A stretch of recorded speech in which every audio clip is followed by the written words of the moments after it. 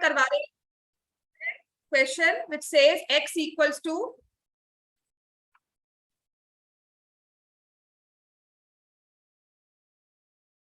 x is equal to 9 plus 4 root 5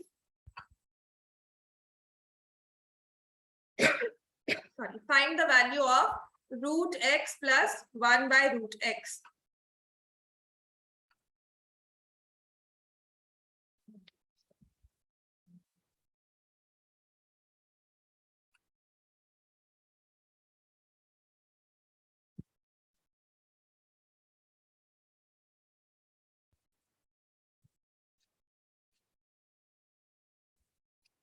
इस question को हम कैसे करते हैं?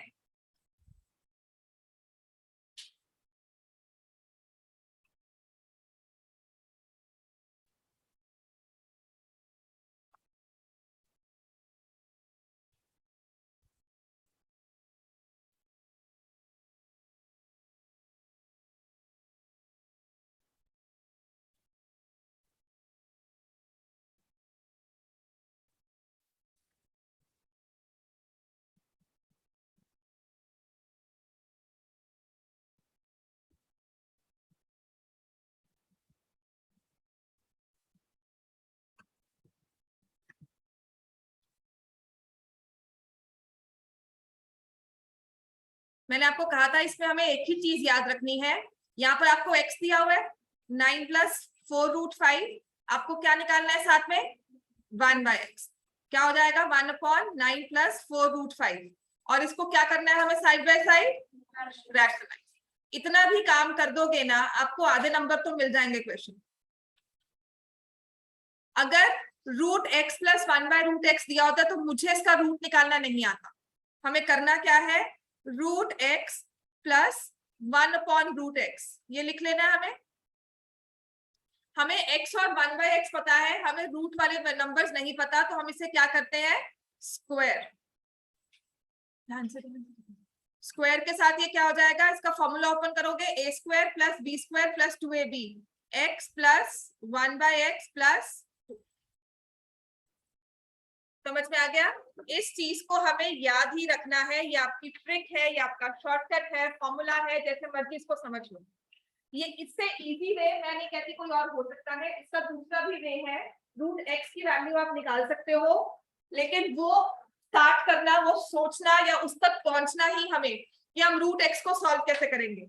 एक मेथड है ये वाला कि मैंने रूट में इस x को लिख दिया, now how do I solve it, मैं इससे रूट को इससे इस टर्म को एज इट इज रूट से बाहर कैसे लेकर आऊं, वो एक अलग चीज है, वो आपको नहीं आता, और मैं अभी चाहूं तो मैं समझा भी नहीं सकती हूँ आपको, या आप उस चीज को समझ लो, वो एक अलग बात है, right. So what I want you to understand is कि इससे इजी नहीं हो सकता, ये आपके लिए सॉल्वेबल भी है, और एक पॉइंट के बाद आपको याद भी हो जाएगा, कल कोई भी टर्म आएगी आप उसे कर लोगे। दूसरा मेथड इसका क्या है, जो ये जब ऐसा टर्म होता है अंदर उसको स्क्वायर रूट में लिखा, टेक आउट योर नोटबुक्स जल्दी और लिखो साथ साथ इसको। जब आप इसको सॉल्व करते हो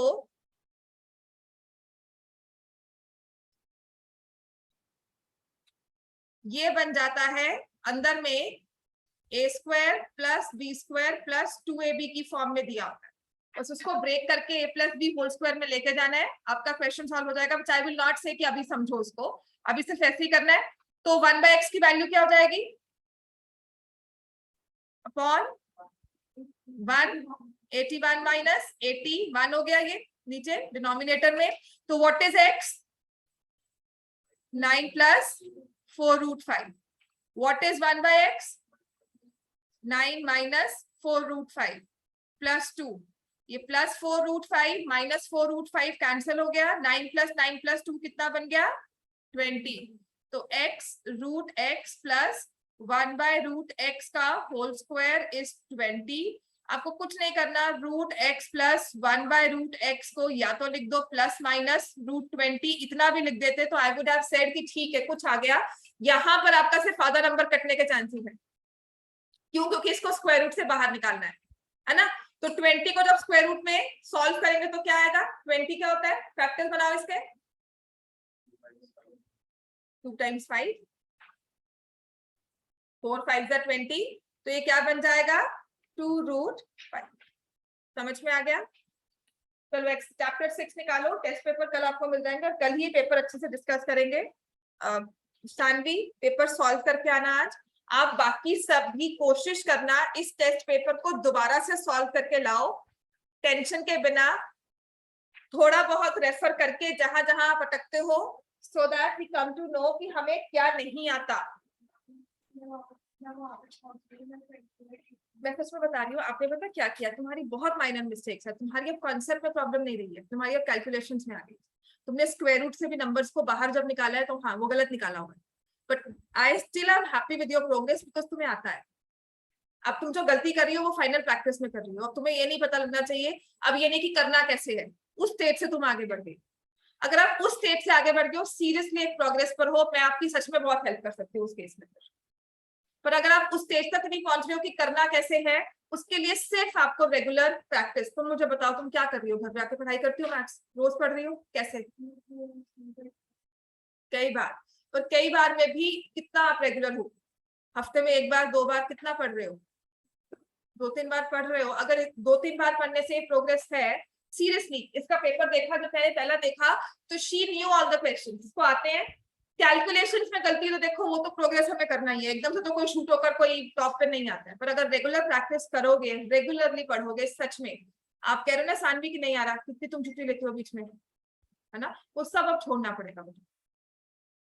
रेगुलरली आना है, रेगुलरली पढ़ना है, घर जाकर प्रैक्टिस करनी है क्वेश्चंस की, जहां पर प्रॉब्लम है उसे 10 बार सॉल्व तो करो, एक बार करके देखो, 10 टाइम्स एक क्वेश्चन सॉल्व करो।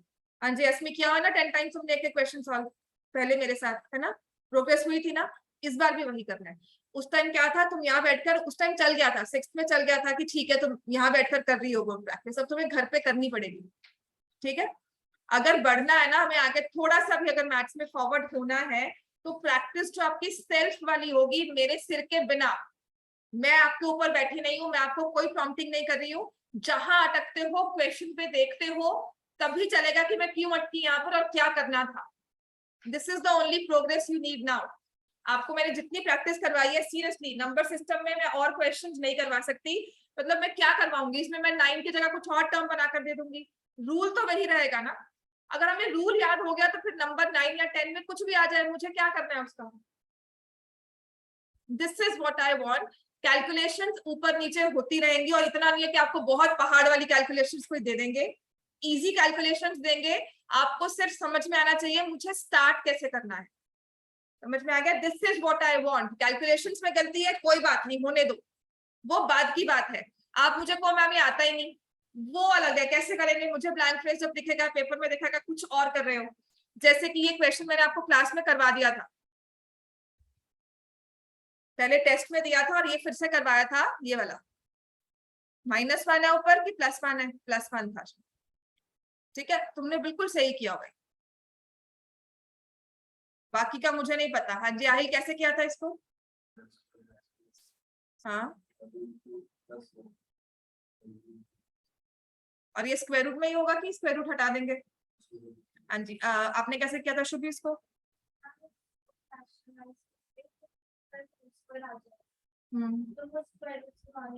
बिल्कुल ठीक, आई थिंक माइनस था ऊपर, नीचे प्लस होगा, बिकॉज ये इसका आंसर ना 1 फिर कैंसिल हो जाता है, तो इट वाज लाइक दिस, ठीक है, कोई बात नहीं। वो अब मैंने वही कहा ना, मैं क्वेश्चन को डिफरेंट करूंगी तो मैं क्या करूंगी, √2 + 1 ऊपर लिख दूंगी, है ना, √3 - 1 कर दूंगी मैं उसे, और डिफरेंट में क्या कर सकती हूँ, right. So this is what you need to understand here, कि जब आपने इसको सॉल्व किया है √2 - 1, अब ये हो गया ब्रैकेट से बाहर निकला, स्क्वायर रूट से बाहर निकला √2 - 1, 1.4142 - 1।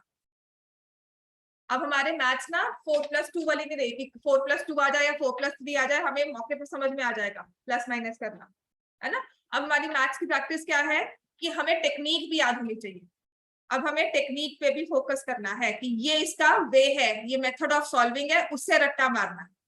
जैसे मैंने कहा था कि स्क्वायर रूट में हमें कोई भी टर्म डिनोमिनेटर में स्क्वायर रूट दिखती है, तो मुझे पहला स्टेप क्या करना है, उसको रैशनलाइज, बाकी सब छोड़ दो, पहले रैशनलाइज करो, और रैशनलाइज कैसे करना है वो भी बताया था, तो आपको वो भी आना चाहिए। अगर वो आ गया तो आपका 50% मैं कहती हूँ क्वेश्चन सॉल्व है। अब उसके बाद पूछा क्या हुआ है, a प्लस बी दिया हुआ है फॉर्मेट में कि a plus B root 5h a और b की वैल्यू निकालो, है ना। या तो वो होगा, या x प्लस 1/x का स्क्वायर, या x square plus 1/x square, x cube plus 1/x cube, x cube minus 1/x cube. So make sure आप अपनी सारी चीजों को अब एक टेक्निक से रिवाइज कर रहे हो, तो फॉर्मूला रिवाइज रखो। फिर ऐसे वाले क्वेश्चन सारे जो मैंने आपको करवाए हुए हैं ना, देख लेना, उनको रेगुलरली देखते रहो, करते रहो, सॉल्व करोगे, एक एक क्वेश्चन करके भी रोज का सॉल्व करोगे, सच में कह रही हूँ सितंबर तक प्रिपेयर हो जाओगे इन क्वेश्चंस के लिए जहां पे आप कंफ्यूज होते हो। राइट, समझ में आ गया है। चलो अब निकालते हैं चैप्टर नंबर 6, बुक निकालो चैप्टर 6। बाकी सब नहीं आएंगे अब, साथी सब हमारे अब बाकी आएंगे, अभी तक लिंक है उसमें शेयर है। गौतम, अस्मी, लक्षित नहीं आया, आहिल, सानवी, शिवेन, मन्नत, मान्या, धृति भी नहीं आई आज, है ना, ऋषिता, शुभी, लव्या, भूमिका भी नहीं आई, नव्या, अदिति। अच्छा, मोर और लेस सबकी फीस ड्यू है, आप दोनों के अलावा, मतलब ड्यू इन द सेंस 1 जुलाई से 1 जुलाई ऑनवर्ड ड्यू हो जाएगी सबकी, ठीक है। नव्या और आदित्य के आदित्य और लव्या के अलावा बाकी ऑलमोस्ट, अगर आप लगाऊंगी मैं आपका लगाऊंगी नव्या, तो 6th और 7th हो जाएगा डेट, अदरवाइज ऐसा कुछ नहीं है। तो +1 वीक -1 वीक होगा सबका, अगर हो सकता है तो मैंने एक कॉमन डेट ले ली थी 1 जुलाई, ठीक है। चलो पहले पढ़ लो, कोई बात नहीं, चलो निकालो बुक्स निकालो, चैप्टर नंबर 9, सिर्फ हमें एक्सरसाइज 6 चैप्टर 6 का 6.1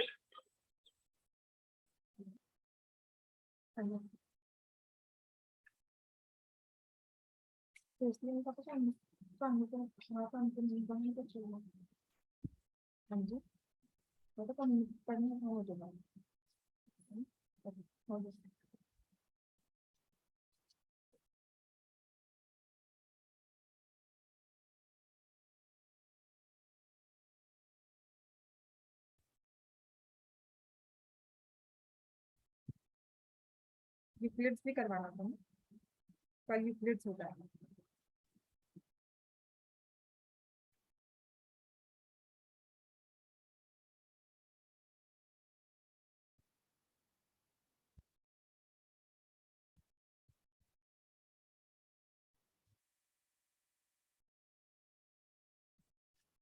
थोड़ा बहुत यूक्लिड करवाओ, करवा दो। लाइंस नहीं करना, लाइंस एंड एंगल्स, हाँ लाइंस एंड एंगल्स कर लो। चलो यूक्लिड्स में ना सच में थ्योरी पार्ट है, पता क्या है, उसने कहा है कि स्टार्टिंग पॉइंट ज्योमेट्री की क्या हुई थी, जब रूल्स बने थे तो बहुत सारे मैथमेटिशियंस थे, प्रोग्रेस हर जगह होती है, जैसे यहाँ पर कुछ रिसर्च होता है, कहीं इंडिया में होता है, कहीं यूएस में होता है, तो that time different mathematicians in different areas were working. अगर मैं ब्रॉडली आपको यूक्लिड समझाऊं क्या है, तो they were working on different concepts. तो किसी ने कुछ लिखा, उसके बाद कोई आया उसने कुछ लिखा, तो इन सबको जब इकट्ठा किया तो यूक्लिड्स ने क्या किया, यूक्लिड वाज अ मैथमेटिशियन, उसने क्या किया, उसने इन सारे ज्योमेट्री के कॉन्सेप्ट्स को इकट्ठा किया, इकट्ठा करके प्रूफ सारे जो है या थ्योरीज जो भी आई उसने सारी एक बुक बनाकर लिख दी, और ये वही बन गई यूक्लिड ज्योमेट्री। क्लियर हो गया। और उसने जब भी कोई लाइन लिखी या कोई भी रूल लिखा तो उसको प्रॉपरली प्रूव करके लिखा, या तो वो जनरल सी बात है that we see from our eyes, है ना, I always see from my eyes, but this is a fact, ये एक जनरल सी बात है, इसको मुझे प्रूव करने की जरूरत नहीं है, राइट। और कुछ चीजें हैं जो मैं प्रूव करती हूँ कि my vision is 6x6, I don't need a specs, तो उस चीज को हम विथ टेक्निक या कुछ मुझे टेस्ट अंडरगो करने पड़ते हैं, और मुझे अपना विजन चेक करना पड़ता है कि नहीं जी मेरा आईसाइट कमजोर है कि नहीं है। समझ में आ गया कि मुझे कितनी स्पेक्टिकल्स चाहिए, मुझे मेरा आईसाइट का नंबर क्या होगा, व्हाटएवर वी अंडरस्टैंड। तो इसका मतलब क्या हुआ, यूक्लिड ने जब भी पूरी ज्योमेट्री ये लिखी, जब पूरा उसने थ्योरी पार्ट लिखा, तो उसने कहा कि now we need to understand कि जो जो चीजें हमारे जो जो फैक्ट्स हैं, और कुछ बने एक्सियम्स या पोस्टुलेट्स बने, और कुछ बने थ्योरम्स। एक्सियम्स पोस्टुलेट्स हुए जो चीजें फैक्ट है, ठीक है, जिनको प्रूव करने की जरूरत नहीं है, जो एक फैक्ट है कि अगर दो ट्रायंगल्स को हमने कॉन्ग्रुएंट प्रूव करना है, मैंने आपको साइड्स दी, मेजरमेंट्स दी 2 3 4, आपने भी वही ड्रॉ किया, गौतम ने, अस्मी ने भी वही ड्रॉ किया, मन्नत ने भी वही ड्रॉ किया, है ना, कोई और कहीं और बैठा हुआ है उसने भी वही ड्रॉ किया। तो SSS जो है ना वो रूल नहीं होता, वो थ्योरम नहीं होती, वो क्या हो जाता है एक्सियोम। कभी देखोगे ना बाय SSS कॉन्ग्रुएंसी एक्सियोम, कि वो एक फैक्ट है कि अगर एक हम ट्रायंगल की साइड सारी इक्वल कर देंगे वो कॉन्ग्रुएंट हो ही जाएगा। क्लियर हो गया? जैसे कि आगे करोगे तो I also used to wonder कि एक्सियोम क्यों लिखते हैं, पोस्टुलेट्स क्यों लिखते हैं, इनकी डेफिनेशन में फर्क होता है। एक्सियोम को प्रूफ की जरूरत नहीं होती, एक्सियोम वो चीज जिसको प्रूफ की जरूरत नहीं है। समझ में आ गया? और थ्योरम क्या हुआ कि कुछ एक्सियोम्स लेकर, कुछ पहले के रूल्स जो प्रूवन लेकर हमने एक पूरी एक थ्योरी अलग से निकाली और उसको एक नया रूल बना लिया, दैट इज अ थ्योरम, जिसको प्रूफ चाहिए होता है। ठीक हो गया? तो उसने ना ज्योमेट्री के हर एक टर्म को डिफाइन किया यूक्लिड्स ने। अगर इसमें बुक में आ जाओ, पेज 78 निकालो बुक का। चलो, अगर मैं यूक्लिड्स थोड़ी बार समझाती हूँ, ज्यादा कुछ नहीं है इसमें, मतलब कितना मैं इसमें डिटेल कर लूंगी, आपको रट्टा ही मारना है इसमें सारा। ठीक है? The word geometry comes from Greek word geo meaning earth and metry meaning to measure. Originated कैसे आया होगा? From need to measuring land. एक लैंड दे दिया, उस पे आपको फिगर्स ड्रॉ करनी है, पिरामिड्स बने हैं, कुछ तो लॉजिक या कुछ तो थ्योरम्स या कुछ तो हमने यूज किया होगा, इतने एग्जैक्ट साइज के पिरामिड्स और बिल्कुल सिमेट्रिकली हमने बनाया है। ताजमहल देखा होगा, ताजमहल बना है तो अगर सारी minarets 4 minarets of the same height, और किस एरिया को कवर किया, नीचे से उसने रेक्टेंगल स्क्वायर लिया, ऊपर जाकर वो एक टूम की फॉर्म में आ रही है या एक पिरामिड की फॉर्म में आ रही है। तो अगर ऐसी चीजें हमने बनाई हैं तो ऐसी स्ट्रक्चर्स को बनाने के लिए हमें चाहिए होती थी ज्योमेट्री। पहले आप कुछ तो बताओगे ना, मैं कल कहूँ सॉल्व करो क्वेश्चन, है ना, आपको बिठाकर कहूँ सॉल्व द क्वेश्चन, तो आप मुझे क्या कहोगे? मैम क्वेश्चन तो दो।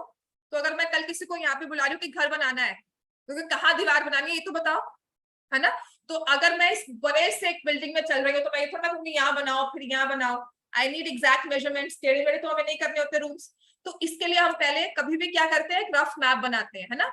आपने देखा होगा जब भी एक घर बनता है या बिल्डिंग बनती है तो उसका एक मैप, एक स्ट्रक्चरल मैप बनता है कि ऐसे ऐसे ये चीज करनी है।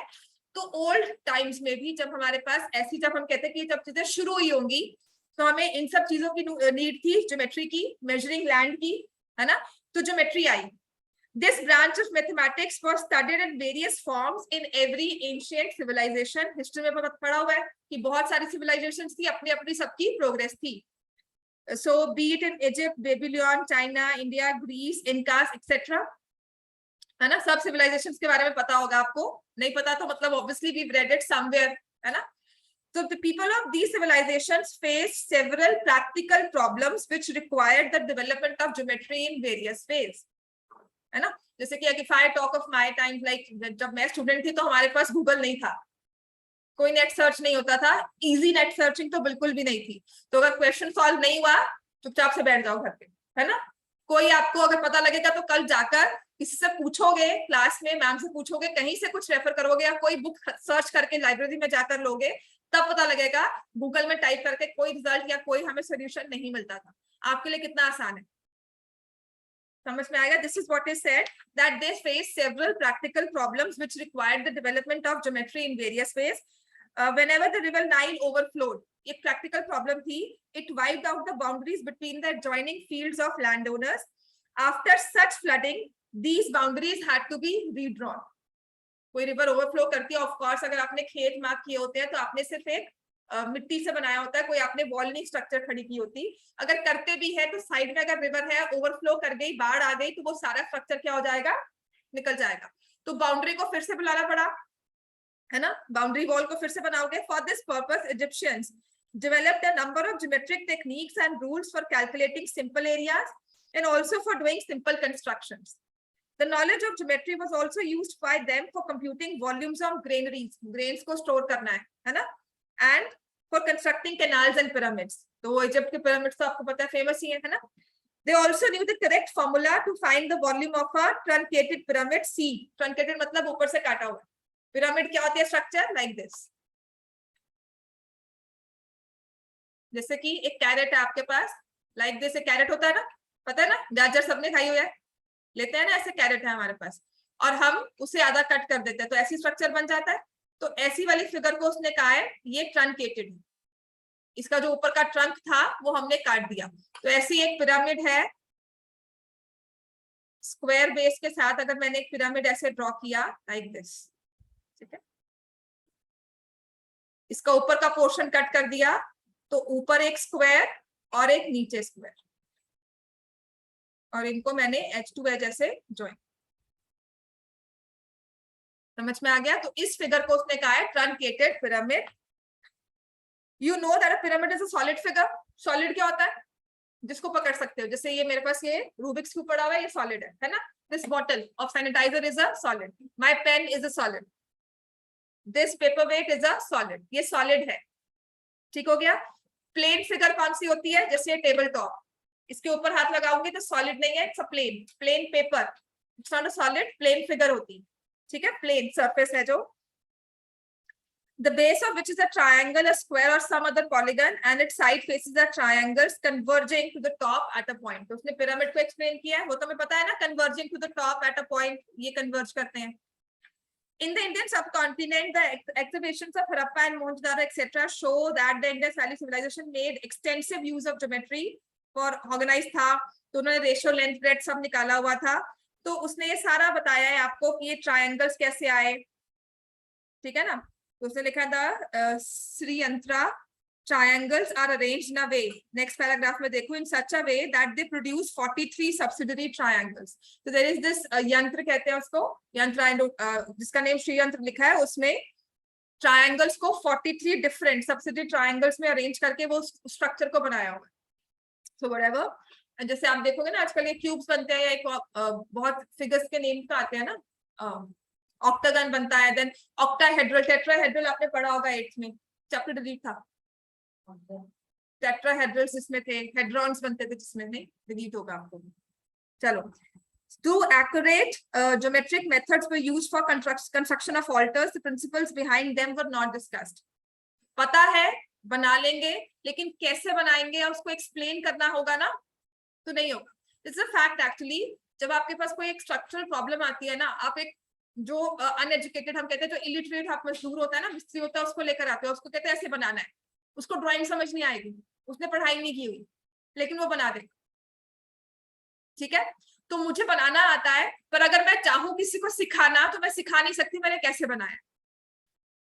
समझ में आ गया? आप मुझे कहते हो मैम कर दिया, ये मत पूछना कैसे किया, है ना? तो ये चीज आ रही हमारी प्रैक्टिकल सिचुएशंस में, हमें बनाना आता है, लेकिन अगर मुझे उसे समझाकर आगे सिखाना है किसी और को, या मुझे इस इंफॉर्मेशन मैंने कैसे बनाया उसको आगे भेजना है, तो I don't have exact rules, या वो क्यों ऐसा बन गया, उस क्यों को मैं नहीं समझा सकती।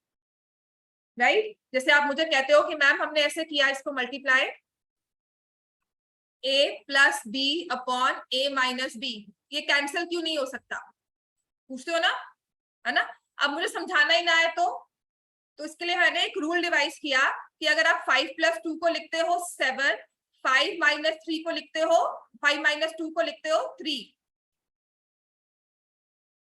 ठीक हो गया? तो अगर मैं इनको 5 प्लस 2 अपॉन 5 माइनस 2 करती हूँ, तो आप इनफैक्ट लिख रहे हो 7/3, और आप कह रहे हो कि इन 5 को मैं कैंसिल कर दूं, तो एक रूल बन गया बॉड मास का, राइट? कि जो भी आंसर करे सॉल्व करे। तो सबने एक गॉड मास बनाया कि पहले मैं प्लस माइनस सॉल्व करके फिर मैं उन रूल्स को डिवाइड करूंगी, फिर मैं फ्रैक्शन के न्यूमरेटर एंड डिनोमिनेटर को सॉल्व करूंगी।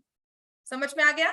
तो ऐसे ही हमारे पास पता था करना है, हो जाता था, लेकिन क्या रूल है उसको हम एक्सप्लेन नहीं कर पाते थे, इसीलिए यहाँ पर रीजनिंग नहीं पता थी कि क्या व्हाई सर्टेन थिंग्स हैपन, या व्हाई सर्टेन कंस्ट्रक्शंस वर्क। एक कंस्ट्रक्शन बनी तो वो क्यों चल रही है, दूसरी क्यों नहीं चली, तो वो सब चीजें करने के लिए उसने ट्रुथ्स एस्टैब्लिश किए। A Greek mathematician Thales is credited with giving the first known proof।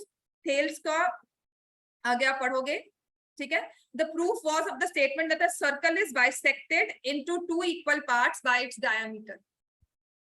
ये हमें पता ही है कि अगर डायमीटर है तो उसने सर्कल को 2 इक्वल पार्ट्स में डिवाइड कर दिया, ये उसने प्रूव किया था थेल्स ने। एंड थेल्स के आगे पाइथागोरस थ्योरम बनी, थेल्स से आगे उसका स्टूडेंट था, उसने बनाई, और यही चीज ना आगे आगे डिस्कवरीज बहुत सारी होती रही। तो उसने कहा है at that time Euclid, a teacher of mathematics at Alexandria in Egypt, collected all the known work and arranged in his famous treatise. उसने एक बुक लिखी, उसने सारा जो इकट्ठा किया हुआ सारे रूल्स थे सबको इकट्ठा करके लिख दिया, एक ऑर्डर एक स्ट्रक्चर में लिख दिया। क्लियर हो गया? एंड कॉल्ड एलिमेंट्स, उसकी ट्रीटीज जो उसकी बुक थी उसका नाम था elements. he divided the elements into 13 chapters. इसको लिख लो, ये ना MCQ फॉर्म में आते हैं. He divided the elements into 13 chapters, each called a book. Volume 1 volume 2 होता है ना. हैरी पॉटर के कितने वॉल्यूम्स है? 7. 8 नहीं 7 है. तो है तो 7 ना. 7 का पार्ट 1 पार्ट 2 है ना. तो इसी तरह से उसने अपनी बुक के एलिमेंट्स के 13 चैप्टर्स लिखे और ईच चैप्टर, हर एक चैप्टर को उसने कहा एक बुक अलग है, तो उसकी 13 बुक्स हो गई एक तरह से. ठीक है. These books influence the whole world's understanding of geometry for generations to come. Right? So in this chapter we shall discuss Euclid's approach to geometry and shall work to link with the present day geometry. अब Euclid की geometry क्या है? Definitions, axioms and postulates. ठीक है. The Greek mathematicians of Euclid's time thought of geometry as an abstract model. Abstract क्या होता है? जिसको हम समझा नहीं सकते, फील कर सकते हैं बस, है ना. एब्स्ट्रैक्ट वही होता है ना, abstract noun. Like you can explain the Joy. मुझे खुशी हो रही है, लेकिन उस खुशी को मैं आपको टच करके, मैं यहाँ पे प्लेट रखी हो तो वहां नहीं रख के दिखा सकती कि ये इतनी खुशी है ना. राइट. तो in the same way abstract model सोचते थे Greek mathematicians before Euclid. The notions of point, line, plane और surface and so on were derived from what was seen around them. Point क्या हुआ? डॉट. पॉइंट्स को इकट्ठा किया तो line. ये सब उनके लिए एक नोशंस थे अपने वर्ल्ड को देखने से. लाइन को अगर मुझे देखना है तो इस रूम की एज दिख रही है ऊपर से, उसने कहा ये लाइन है. उस वो पॉइंट को देखो, यहाँ पर इस पॉइंट को देखो तो हम कहेंगे वो डॉट है. क्लियर हो गया. उसको हमने प्रैक्टिकल सिचुएशंस में लिखा हुआ था. बुक वगैरह कोई यूज करके नहीं कहते थे कि देखो जी ये डॉट है, ये ऐसी लाइन बनी. अगर मैंने कहा कि इसी मेरा ये व्हाइट बोर्ड है, इसमें काम करना है, तो ये मेरे लिए सरफेस हो गया या ये मेरे लिए प्लेन हो गया. समझ में आ गया. तो ये सारे नोशंस जो थे ना, ये इन्होंने सिर्फ प्रैक्टिकली देखते थे from studies of space and solids in the space around them. जैसे ट्री को स्टडी किया है, सॉलिड्स अराउंड देम, है ना. कोई एक बैठने के लिए ट्री को कट किया तो वो एक ऑलमोस्ट सिलेंड्रिकल शेप बन जाती है, तो उसको स्टडी किया. राइट. तो ऐसी शेप्स को स्टडी करने के लिए an abstract geometrical notion of a solid object was developed. A solid has shape, size, position and can be moved from one place to another. ये तो बिल्कुल ठीक है. सॉलिड की डेफिनेशन ये हो गई, अंडरलाइन कर लो. सॉलिड कहाँ है? It has a shape. उसकी एक प्रॉपर शेप होती है. कोई भी सॉलिड होगा. एक साइज होगा, बड़ा छोटा. पोजीशन होगी, यहाँ टेबल पे यहाँ पड़ा है, टेबल की एज पे पड़ा है. ठीक है. And can be move from one place to another, which we know कि मैंने वहां से उठाकर इसे यहाँ. समझ में आ गया. तो सॉलिड को उन्होंने ऐसे स्टडी किया हुआ था. दे सेपरेट. अब सॉलिड की जो देखो आउटर बाउंड्रीज है ना, बाउंड्रीज है. जैसे ये अगर मैंने इस क्यूब को देखा तो if I see each surface, these are the each part. इसकी बाउंड्री को देखा तो ये क्या बन गई? सरफेस. समझ में आ गया. These are the surface. I hold this bottle, तो ये जो यहाँ पे जो कर्व वाली सरफेस है, जैसे राउंड सा आ रहा है, ये इसकी सरफेस है. ये इसकी फ्लैट सरफेस, ये कर्व सरफेस. समझ में आ गया. This see a pencil box, ये वाला ज्योमेट्री बॉक्स है, तो इसकी भी सरफेस है, पर इसकी सारी सरफेसेस क्या है? प्लेन. ये भी सॉलिड है, इसकी जो भी सरफेस है उसको हम क्या मानते हैं? Plane surface. समझ में आ गया इतना. They separate one part of space, its boundaries are called surfaces. They separate one part of the space from another and are said to have no thickness.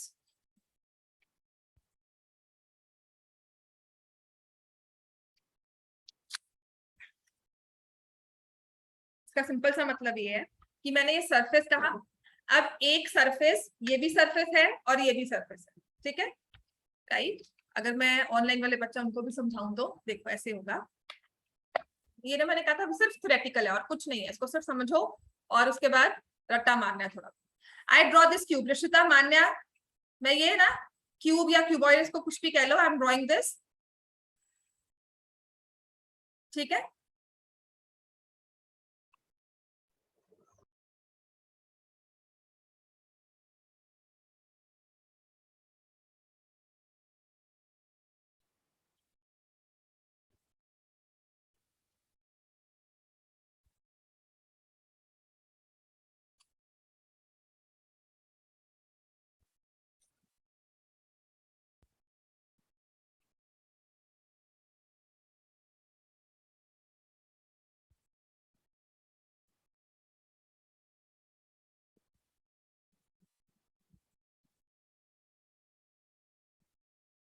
समझ में आ गई? ठीक है ना। अब देखो क्या होगा, दिस इज वन सरफेस, ऊपर की जो टॉप की सरफेस है, क्लियर हो गया, जिसमें मैंने हॉरिजॉन्टल लाइंस लगाई है। सरफेस तो ये भी है, जो मैं वर्टिकल लाइन लगा रही हूँ, सरफेस ये भी है। अब इनको डिवाइड करने के लिए, सेपरेट करने के लिए, जो ये एज आ गई, इसको हमने क्या बोल दिया, बाउंड्री। समझ में आ गया? उसने लिखा है its boundaries are called surfaces, they separate one part of the space from another. इस प्लेन वाली स्पेस को, इस वर्टिकल हॉरिजॉन्टल वाली स्पेस को वर्टिकल से जो सेपरेट किया,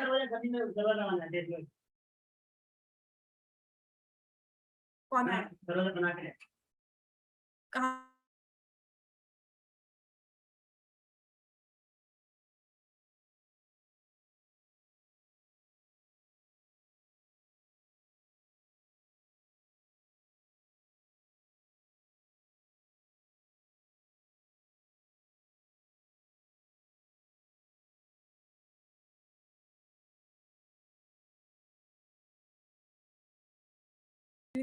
घर में कहीं लग रहा है। ठीक है, तो यहाँ पर हमारे पास है ये हॉरिजॉन्टल, ये horizontal surface, and this is one, ये वाली हमारे पास जो स्पेस है वर्टिकल स्पेस, इसको सेपरेट किया इस वाली लाइन ने। They separate one part of space of from another and said to have no thickness. तो अब इस बाउंड्री की, इस वाले की कोई थिकनेस नहीं है। ठीक है, तो boundary of surfaces are curves और स्ट्रेट लाइंस। इसको सेपरेट करना है तो या तो कर्व होता है या स्ट्रेट लाइंस होती है। समझ में आ गया? These line and in points.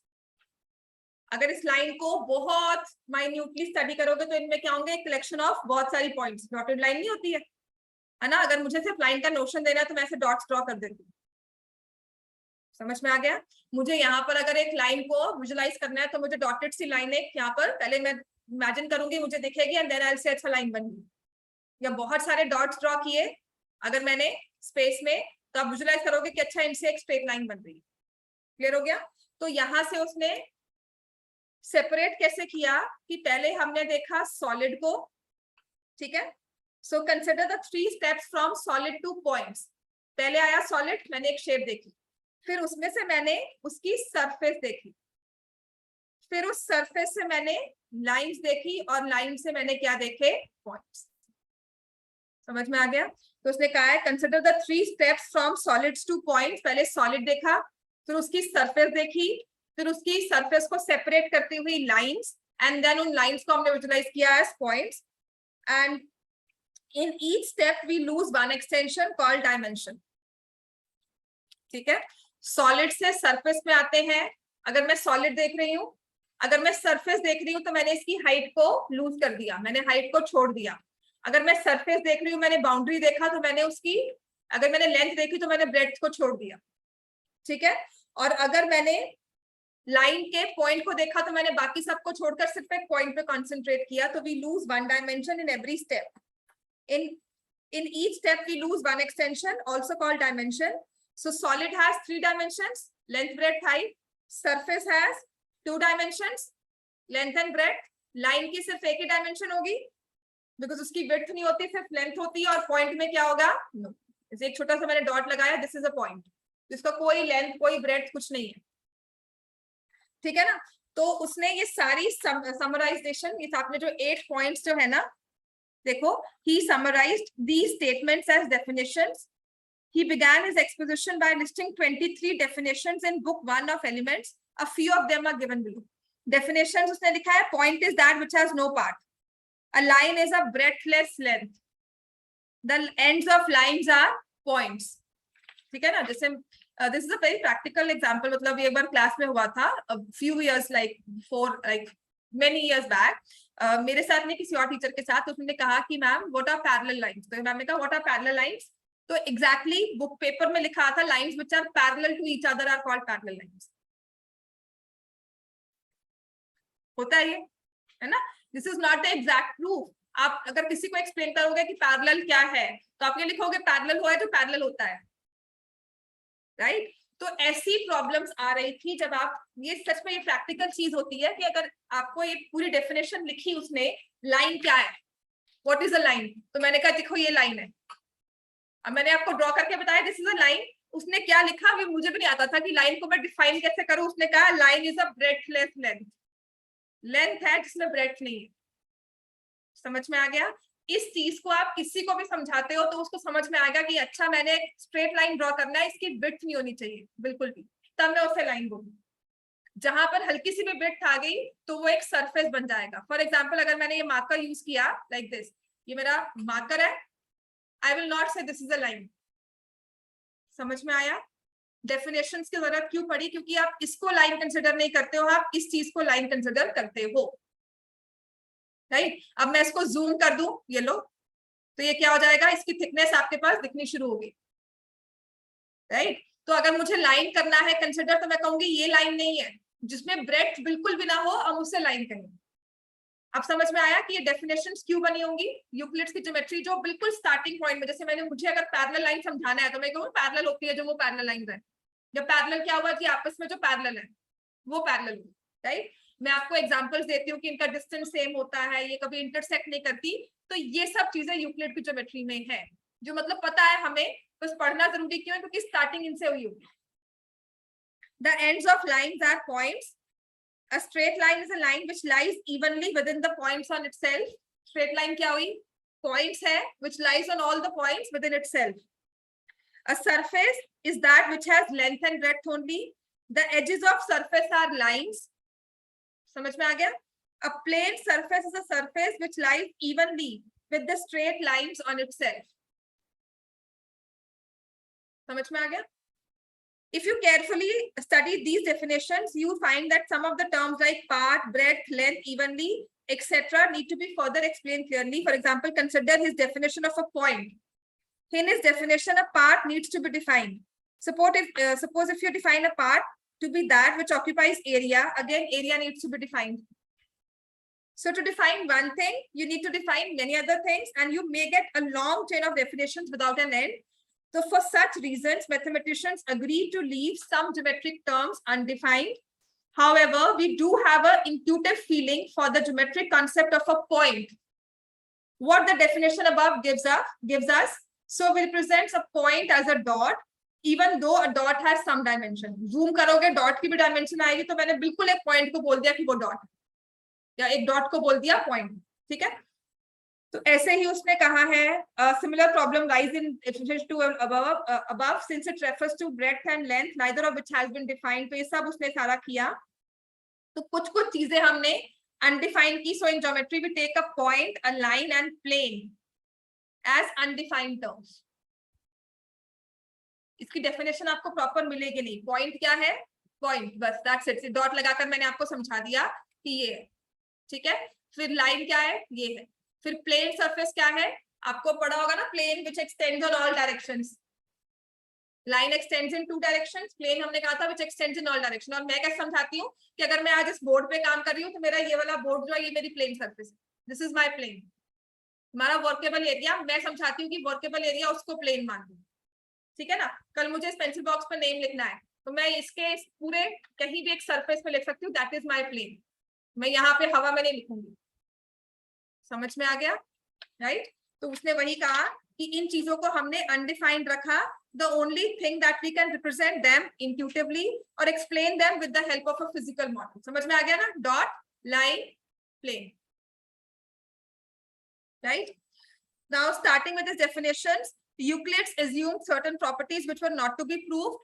और जो ये assumptions होती है, इनको कहा था obvious universal truth. कुछ चीजों को प्रूव नहीं करना, वो है obvious universal truth.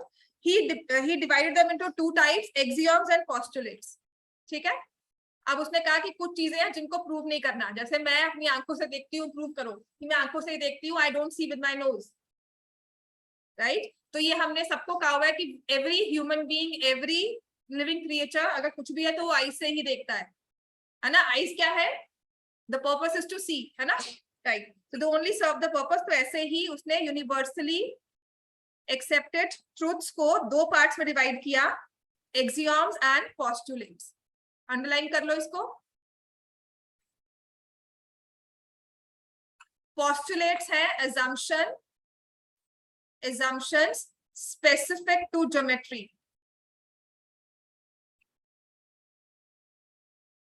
postulates or assumptions specific to geometry and common notions, they are called axioms. और दोनों का ही प्रूफ नहीं होता. जैसे मैंने कहा एक ट्रायंगल ड्रॉ किया 5 सेंटीमीटर, 4 सेंटीमीटर एंड 3 सेंटीमीटर. मैंने भी ड्रॉ किया, आपने भी ड्रॉ किया, पर मेरा अलग है, आपका अलग है. तो आप क्या कहोगे मैम, सेम तो है. अगर आप मुझे यही चीज दे रहे हो लिखने के लिए, यही डायमेंशंस हम सेंटीमीटर में ले रहे हैं, तो आपका और मेरे ट्रायंगल में कोई फर्क नहीं है. Right right. 2 similar 2 same chocolates हैं, है ना. बच्चों में फाइट होती है ना आपस में, भाई बहन में भी होती है कि उसकी चॉकलेट उसको क्यों दे दी, उसको दूसरी दी. सेम चॉकलेट लेने के बाद भी लड़ाई होती है ना. हम क्या कहते हैं, सेम तो है. वही चीज है कि अगर उसने कहा कॉमन एक्सियोम्स क्या हुए, कॉमन नोशंस. मैंने एक्सियोम से लिख दिया, they are the common notions. और पोस्टुलेट्स होते हैं स्पेसिफिक टू ज्योमेट्री. तो कहीं ना कहीं आपने देखा होगा एक्सियोम लिखा हुआ है, कहीं पोस्टुलेट्स लिखा हुआ, क्यों लिखा हुआ है, यही होगा सब. ठीक है. On the other hand were assumptions, common notions on the other hands were assumptions used throughout mathematics and not specifically linked to geometry. ये सिर्फ ज्योमेट्री के साथ लिंक करता है postulate. एक्सियोम्स जो है वो थ्रूआउट मैथमेटिक्स आप यूज करते हो. जैसे मैंने कहा कि अगर मैं 2 लाइन सेगमेंट्स को ऐड कर रही हूँ, AC AB प्लस BC, तो मेरे पास आ रही है AC, तो मैं यूज कर रही हूँ ज्योमेट्री. ठीक है. और मैं अगर कह रही हूँ A plus B is equal to C, तो ये एक्सियोम जो है ये common notion throughout use होगा मैथमेटिक्स में, कहीं भी. ठीक हो गया. अब नेक्स्ट आ जाएगा. So not specifically for details about axioms and postulates, refer to appendix 1, पीछे दिया होगा. Some of the Euclid's axiom not in his order are given below. जो उसने लिखे हैं उस ऑर्डर में नहीं. Things which are equal to same thing are equal to one another. इसको लिख लो. कैसे लिखते हैं? Things which are, ये axioms है. अब ये ज्योमेट्री में नहीं होते, ये आप आगे भी यूज करते हो, कहीं ना कहीं नंबर्स में भी हम करते हैं. Things which are equal to same thing are equal to one another. A is equal to B, B is equal to C, therefore A is equal to C. This is the meaning of first axiom. लिख लो. Things which are equal to same thing are equal to one another.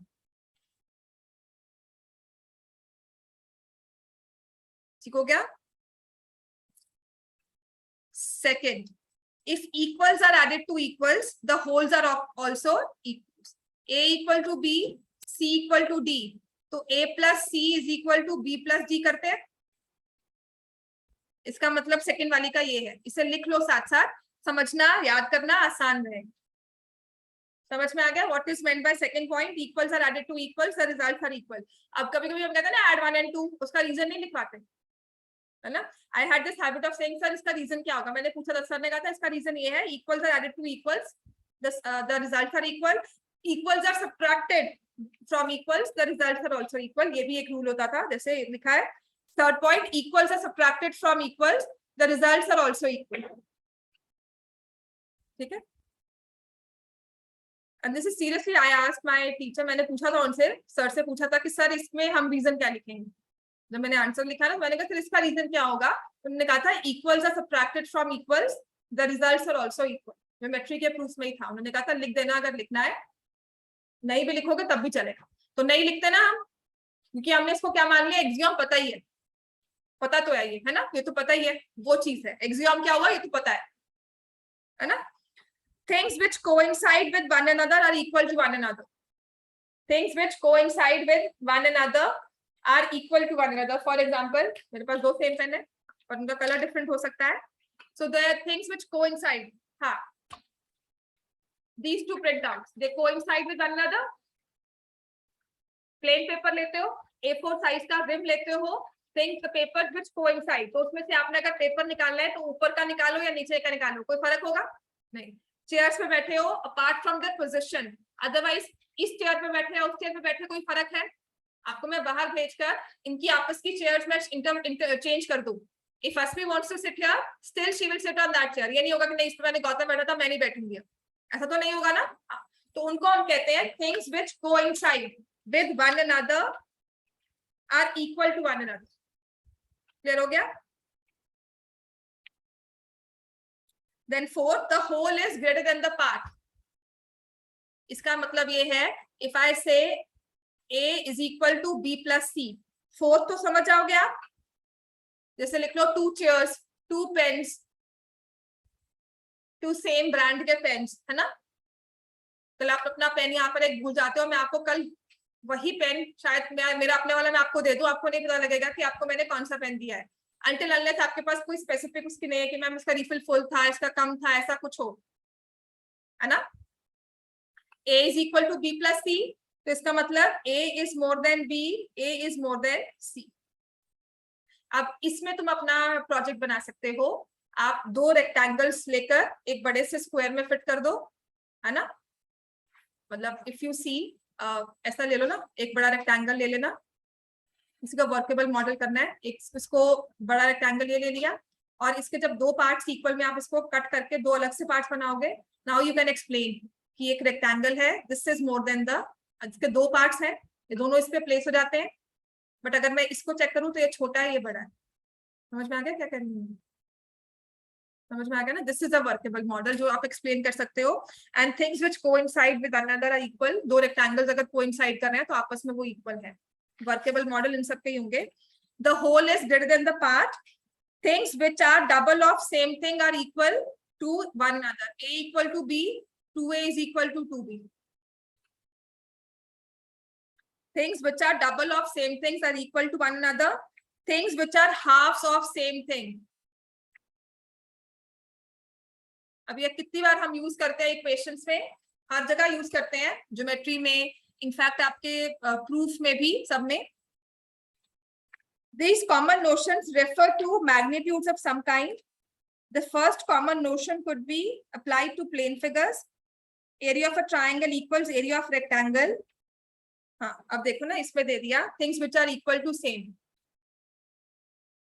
तो इसने लिखा है देखो, area of triangle is equal to area of rectangle, and this area of rectangle is equal to area of square,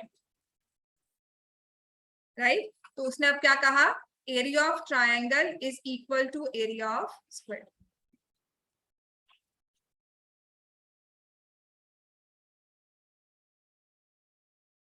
clear हो गया? Different magnitudes को आप compare नहीं कर सकते, line can not be added to a rectangle, nor an angle can be compare to a pentagon. Area और perimeter को आप नहीं कंपेयर कर सकते, ठीक हो गया। उसने यहाँ पर अगर कहा है एरिया ऑफ रेक्टेंगल, न्यूमेरिक वे में उसने कहा है कि एक लाइन को आप स्क्वायर के साथ इक्वेट नहीं कर पाओगे, या आप उसके कंपैरिजन में नहीं रख सकते। The fourth axiom given above seems to say that if two things are identical, then they are equal. Everything equals itself. Greater than quantity B is part of another quantity A, वो सब आ गया इसमें, ठीक है ना। अब इसके 5 postulates जो हैं ये पढ़ने हैं और इसको थोड़ा बहुत प्रूफ करना होता है। चलो पढ़ लो, बस आपको सारी लाइंस पता है, सिर्फ इसका समझाना है। इसका है postulate 1, क्योंकि ये सिर्फ क्या है, हमारे ज्योमेट्री के एक्सियम्स है जनरल जो पीछे पढ़े थे। postulate है specific to geometry. A straight line may be drawn from any point to other point, any other point. A straight line can be drawn from any one point to another point. आपको याद होगा graph में मैं कहती हूँ 3 points लो, 2 तो हमेशा एक स्ट्रेट लाइन पे लाई करेंगे ही करेंगे, 3 से एग्जैक्ट स्ट्रेट लाइन बनेगी। समझ में आ गया? याद है ना, ग्राफ ड्रॉ करते हो 3 पॉइंट्स लेते हैं हम हमेशा, क्यों? क्योंकि 2 से तो स्ट्रेट लाइन कभी भी बन जाएगी। यहाँ पे एक पॉइंट लिया और यहाँ पर एक पॉइंट लिया, इनके साथ हमेशा स्ट्रेट लाइन बनेगी ही बनेगी। क्लियर हो गया? A straight line may be drawn from any one point to any other point. At least one straight line passes through 2 distinct points. It does not say that there cannot be more than one such line. Unique line, हाँ, 2 points को join करते हुए unique line ही होती, 2 के साथ एक unique line तो बनी जाएगी, है ना। चलो, सो एक्सियम इसका देखो 5.1 साथ में क्या है, given 2 distinct points there is one unique line that passes through them. ठीक है, line can be drawn from one point to any other point, और 2 पॉइंट्स के ज्वाइन करने के वाली सिर्फ एक यूनिक लाइन होती है, यूनिक लाइन। क्लियर हो गया? तो इसने यही लिख दिया सारा, देखो। अब a terminated line can be produced indefinitely, postulate 2 है। अब लाइन सेगमेंट बोलते थे, इसको बोलते थे पहले टर्मिनेटेड लाइन, इसको भी हम एक्सटेंड कर सकते हैं indefinitely towards the both sides. ठीक हो गया? Note, what we call a line segment nowadays is what Euclid called a terminated line. So according to the present day terms, the second postulate says that a line segment can be extended on either side to form a line. ठीक है? Postulate 3 है, a circle can be drawn with any center and any radius. किसी भी centre point को लेकर और कोई भी रेडियस लेकर एक सर्कल ड्रॉ कर सकते हैं. All right angles are equal to one another. ठीक है? If a straight line, हाँ अब ये postulate 5 वाला समझो, इसने क्या लिखा है? If a straight line falling on two straight lines makes the interior angles on the same side of it taken together less than two right angles. देखो अब ये देखो क्या है, two straight lines बनी हुई है, a straight line falling on two straight lines making the interior angles on the same side of it taken together less than two right angles. Two right angles कितने हुआ major? 180. तो ये क्या कह रहा है कि a प्लस b अगर आपका लेस देन 180 डिग्री है, a और b क्या हुए? इंटीरियर एंगल्स, को इंटीरियर एंगल्स है ना, और इनका सम अगर 180 हो तो क्या होता है? लाइंस क्या हो जाती है? पैरेलल. तो जब भी हमारी दो स्ट्रेट लाइन फॉल कर रही है तो ये स्ट्रेट लाइन फॉल को हम क्या बोलते हैं? ट्रांसवर्सल. ठीक हो गया? तो then the two straight lines, if produced indefinitely, meet on that side on which the sum of angles is less than two right angles. कहता है कि अगर ये कुछ ऐसे बन रहा होगा ना, तुम इसका वर्केबल मॉडल बना सकते हो. वैसे तो ये है like this,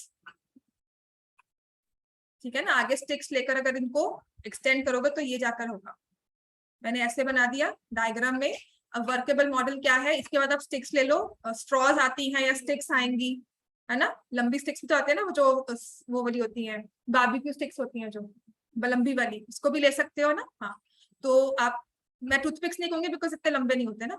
ये आपने सीधी बनाया तो आपने यहाँ पर प्लेस करके दिखा दिया कि देखो यहाँ नहीं इंटरसेक्ट करें. उसने क्या कहा कि ए ये वाला और ये बी, अगर a plus b less than 180 degree है और यहाँ c and d, c plus d more than 180 degree है, तो जो लाइंस है वो इस साइड पे इंटरसेक्ट करेंगी, यहाँ इंटरसेक्ट नहीं करेंगी. तुम्हारा वर्केबल मॉडल इसका भी बन सकता है. समझ में आ गया?